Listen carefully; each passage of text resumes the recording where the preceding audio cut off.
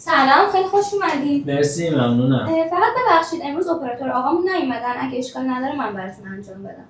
یعنی لیزرمو شما میزنی؟ بله. چاره ای نیست، از راه دور اومدم، فقط اگه امکانش هست زودتر انجامش چشم، بدید. حتما. مرسی، ممنونم.